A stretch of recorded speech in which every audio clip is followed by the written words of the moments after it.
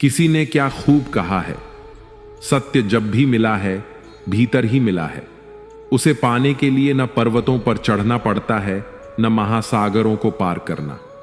सत्य कहीं बाहर नहीं छिपा, वह हमारे अपने हृदय के मंदिर में विराजमान है। जो अपने मन को शांत कर लेता है, जो अपने भीतर झांकने का साहस करता है, वही उस सत्य का दर्शन कर पाता है। क्योंकि ईश्वर, आत्मा और सत्य तीनों एक ही स्थान पर निवास करते हैं और वह स्थान है हमारा अपना हृदय। जय श्री कृष्ण मित्रों, अनमोल साथी पर आपका हार्दिक स्वागत है, जहां हम आपके जीवन को आध्यात्मिक और प्रेरणादायक विचारों के माध्यम से सकारात्मक दिशा देने का सतत प्रयास करते हैं। आप श्रवण कर रहे हैं श्रीमद् भगवद गीता के अध्यायों की एक नई श्रृंखला, जिसका नाम है भगवद गीता की शिक्षाएं और हमारा जीवन। आज हम बात करेंगे श्रीमद् भगवद गीता के 7वें अध्याय की और समझेंगे कि इस अध्याय से हमें क्या क्या ज्ञान और प्रेरणाएं मिलती है, वह भी बहुत ही सरल भाषा और सहज शब्दों में। यदि यह दिव्य यात्रा आपको प्रेरणादायक लगे तो इसे शेयर करके अवश्य आगे बढ़ाएं और कमेंट में जय श्री राधे कृष्ण लिखकर अपनी श्रद्धा भी प्रकट करें। भगवान श्री कृष्ण द्वारा अर्जुन को प्रदत्त श्रीमद् भगवद गीता का 7वां अध्याय ज्ञान विज्ञान योग वह दिव्य अध्याय है, जिसमें भगवान स्वयं अपने वास्तविक स्वरूप, अपनी माया, अपनी शक्ति और अपनी प्राप्ति के रहस्यों का उद्घाटन करते हैं। यह वह अध्याय है जहां भक्त और भगवान के संबंध को आत्मा और परमात्मा के मिलन के रूप में समझाया गया है। इस अध्याय में श्री कृष्ण यह बताते हैं कि सच्चा ज्ञान केवल शास्त्रों या शब्दों से नहीं, बल्कि आत्मानुभूति से प्राप्त होता है। भक्ति, श्रद्धा और पूर्ण समर्पण ही वह मार्ग है जो मनुष्य को संसार की माया से परे ले जाकर ईश्वर तक पहुंचाता है। यह अध्याय हमें यह भी सिखाता है कि मनुष्य को भ्रम, इच्छा, द्वेष और अज्ञानता से ऊपर उठकर उस सत्य को पहचानना चाहिए जो सबके भीतर विद्यमान है। वही भगवान श्री कृष्ण स्वयं है। अतः यह योग न केवल ज्ञान का बल्कि उस ज्ञान के अनुभव का योग है, ज्ञान विज्ञान योग। श्रीमद् भगवद गीता के 6ठे अध्याय में हमने यह जाना कि एक सच्चा योगी कौन होता है और योगी बनने की प्रक्रिया क्या है। अब 7वें अध्याय में भगवान श्री कृष्ण हमें इस सृष्टि के गहरे रहस्यों से अवगत कराते हैं। हम जानेंगे कि भगवान किस प्रकार इस संसार का संचालन करते हैं, उनके प्रिय भक्त कौन होते हैं और क्यों सामान्य मनुष्य उन्हें पहचान नहीं पाता। साथ ही यह भी समझेंगे कि परमात्मा की प्राप्ति कैसे संभव है। मित्रों, अब तक भगवान श्री कृष्ण ने गीता के पिछले अध्यायों में अनेक महत्वपूर्ण प्रश्नों के उत्तर दिए। उन्होंने हमें यह बताया कि परमात्मा तक पहुंचने के 2 प्रमुख मार्ग हैं, ज्ञान योग और निष्काम कर्म योग। साथ ही यह भी स्पष्ट किया कि यज्ञ और कर्म कैसे करने चाहिए, ध्यान की विधि क्या है, वर्ण संकर क्या होता है, अवतार का रहस्य क्या है और प्रभु के दर्शन कब और कैसे होते हैं। 6ठे अध्याय के अंत में श्री कृष्ण कहते हैं कि वह योगी जो समर्पित भाव से मुझ में स्थिर हुआ है, अंतःकरण से मुझ में स्थित है, वही सर्वोत्तम है। लेकिन प्रश्न उठता है कि यह अच्छी प्रकार से स्थित होना वास्तव में क्या है और ऐसा कब होता है। यही प्रश्न 7वें अध्याय की शुरुआत का आधार बनते हैं। इस अध्याय में श्री कृष्ण केवल ज्ञान की बात नहीं करते, बल्कि विज्ञान की भी चर्चा करते हैं। ज्ञान वह है जो मोक्ष की प्राप्ति के माध्यम से समझ आता है, लेकिन विज्ञान वह है जो यह दर्शाता है कि भगवान किस प्रकार सभी प्राणियों के हृदय में एक साथ निवास करते हैं और एक ही समय में हर जीव में क्रियाशील रहते हैं। यह अध्याय भगवान की दिव्य शक्तियों, भौतिक और आध्यात्मिक दोनों आयामों के गूढ़ रहस्यों को उजागर करता है। श्री कृष्ण बताते हैं कि संपूर्ण सृष्टि उन्हीं से प्रकट हुई है और जैसे धागे में मोती पिरोए जाते हैं, वैसे ही संपूर्ण जगत उन्हीं में स्थित है। वे ही इस संसार के मूल स्रोत हैं और अंततः सभी कुछ उन्हीं में विलीन हो जाता है। इस अध्याय में भगवान यह भी कहते हैं कि उनकी प्रकृति रूपी माया पर विजय प्राप्त करना अत्यंत कठिन है, परंतु जो भक्त उनके शरणागत हो जाते हैं वे उनकी कृपा से इस माया पर सरलता से विजय पा लेते हैं। आगे चलकर भगवान श्री कृष्ण बताते हैं कि उनके शरण में न आने वाले 4 प्रकार के लोग होते हैं और उनके प्रति पूर्ण भक्ति में लीन रहने वाले भी 4 प्रकार के भक्त होते हैं। वे उन भक्तों को सबसे प्रिय मानते हैं जो मन और बुद्धि को परमात्मा में लीन कर ज्ञान में स्थित रहते हुए उनकी आराधना करते हैं। वहीं दूसरी ओर कुछ लोग सांसारिक इच्छाओं में उलझे होते हैं। उनकी बुद्धि कामनाओं से मोहित होकर स्वर्ग के देवताओं की शरण में जाती है, लेकिन श्री कृष्ण स्पष्ट करते हैं कि ये स्वर्गिक देवता केवल अस्थाई और भौतिक सुख ही दे सकते हैं, और वह भी तभी जब भगवान स्वयं उन्हें यह शक्ति प्रदान करते हैं।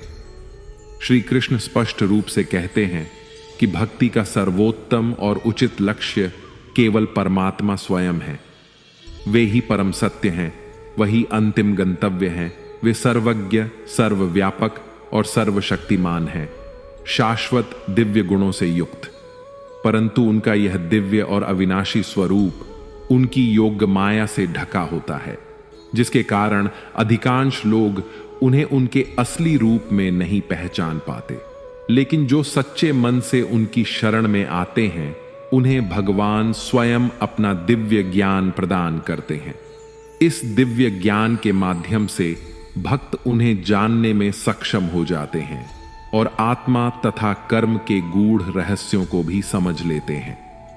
भगवान श्री कृष्ण 7वें अध्याय के प्रथम श्लोक में कहते हैं, मय्या सक्तम नाह पार्थ योगम युंजन्म दाश्रय असंशयम समग्रम मां यथा ध्यास्यसि तच्छृणु।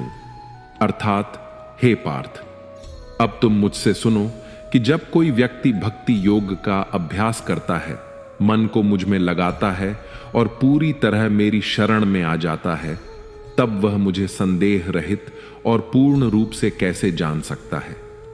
इसके बाद श्री कृष्ण कहते हैं, अब मैं तुम्हें वह संपूर्ण ज्ञान और विज्ञान बताने जा रहा हूं जिसे जान लेने के बाद इस संसार में जानने के लिए और कुछ बाकी नहीं रह जाएगा।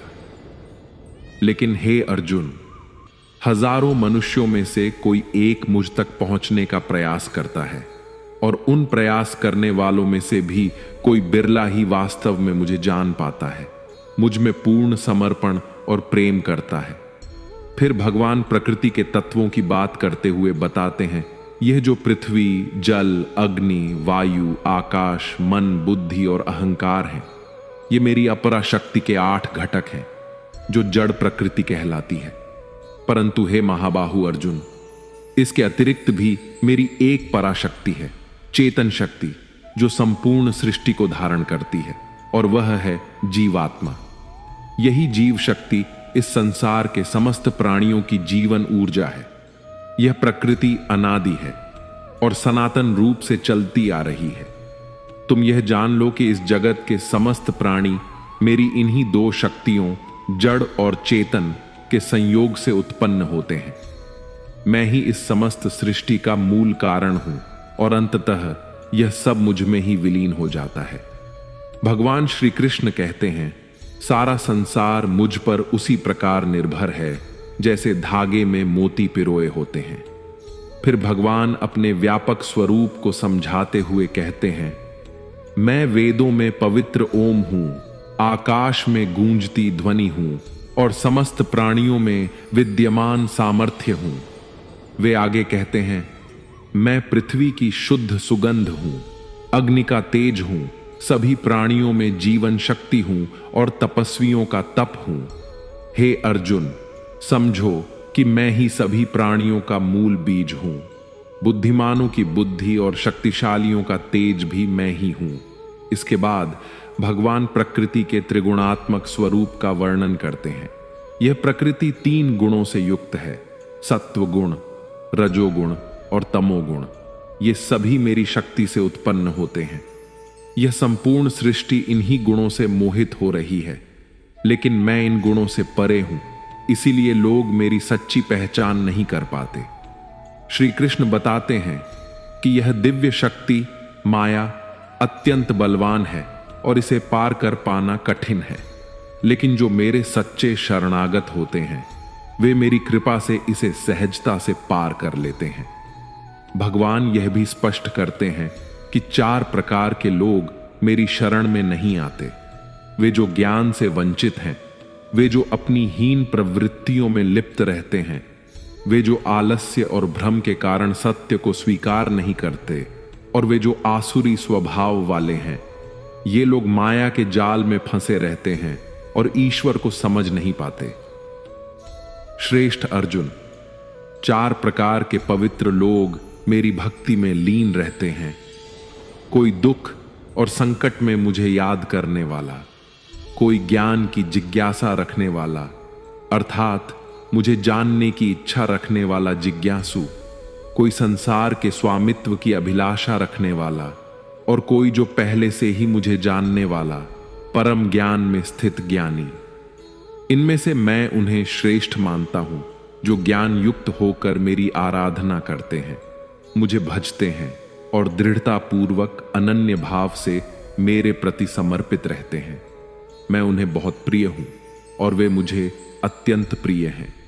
ये चारों ही प्रकार के भक्त दयावान होते हैं, लेकिन ज्ञानी पुरुष तो मानो जैसे मेरा ही रूप हो, और ज्ञानियों में भी वह व्यक्ति जो मुझे बहुत सारे जन्मों से मानता आया है, वह मृत्यु के पश्चात मुझ में ही समा जाता है।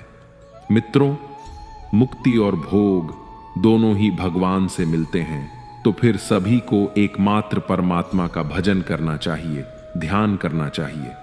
फिर भी लोग इधर उधर क्यों भटकते हैं?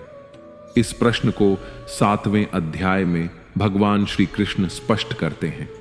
वे कहते हैं, आप जहां जहां जा रहे हैं वहां मैं ही तो हूं, लेकिन वह तरीका, वह विधि सही नहीं है। भगवान बताते हैं कि कामनाओं ने अर्थात इच्छाओं ने जिनके मन को हर लिया है, वे मुझसे भिन्न अन्य देवताओं की शरण में चले जाते हैं।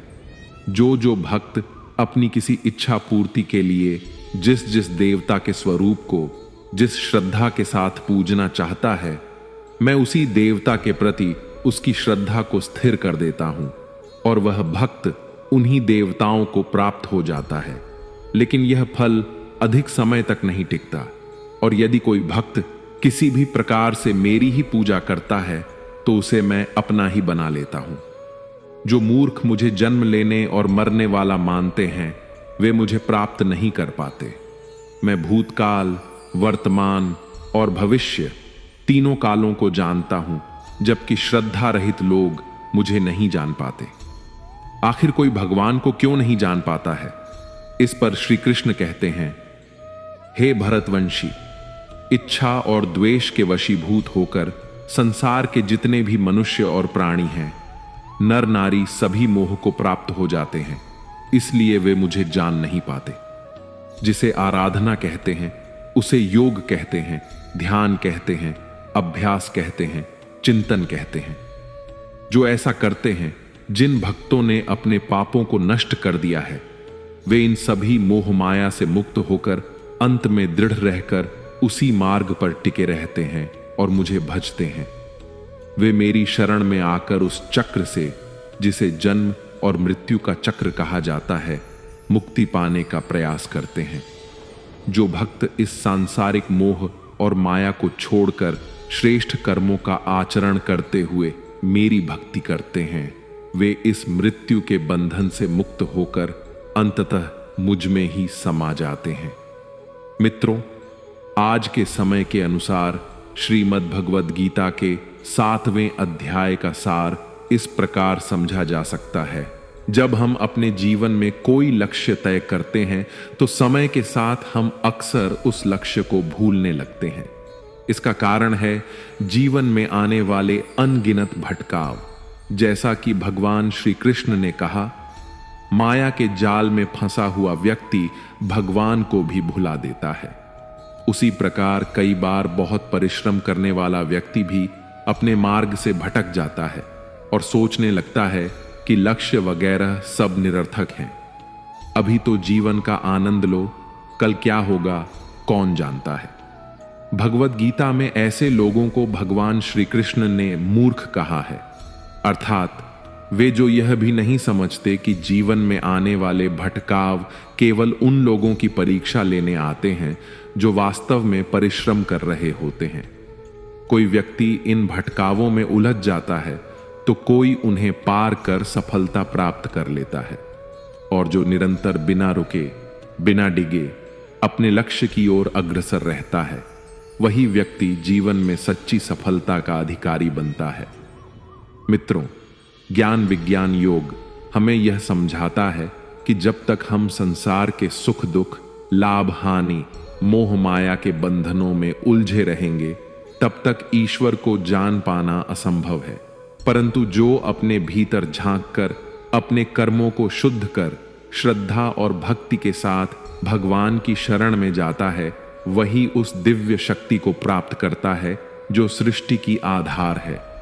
भगवान श्री कृष्ण के वचनों का सार यही है कि जिसने अपने मन को स्थिर कर लिया, जिसने अपनी वासनाओं को शांत कर लिया और जिसने अपने जीवन को भक्ति के मार्ग पर अर्पित कर दिया, वही मुझे जान लेता है और मुझ में ही विलीन हो जाता है। इस अध्याय का संदेश अत्यंत गूढ़ परंतु जीवन के हर क्षेत्र में उपयोगी है। यह हमें सिखाता है कि सच्ची सफलता, सच्चा सुख और सच्चा ज्ञान सब कुछ भगवान की कृपा में निहित है। इसलिए अपने हर कर्म को ईश्वर को समर्पित करें, अपने हर विचार को शुद्ध करें और अपने हर श्वास में प्रभु का नाम जपें। तभी जीवन का परम लक्ष्य मोक्ष प्राप्त होगा। मित्रों, आपको इस अध्याय से क्या सीखने को मिला, कमेंट में जरूर लिखें। अगर आपको हमारा प्रयास पसंद आया हो तो इसे लाइक करें और अपने परिजनों के साथ अधिक से अधिक शेयर करें। और ऐसे ही ज्ञानवर्धक वीडियो देखने के लिए हमारे चैनल को सब्सक्राइब करें और घंटी का बटन भी दबाएं। अंत तक मुझे सुनने के लिए आपका बहुत बहुत धन्यवाद। अगर भगवत गीता की इस व्याख्या में मुझसे कोई भी त्रुटि हो गई हो तो मैं क्षमा प्रार्थी हूं।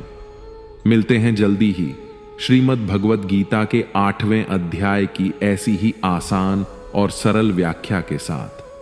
तब तक के लिए अपना ध्यान रखें, स्वस्थ रहें, प्रसन्न रहें।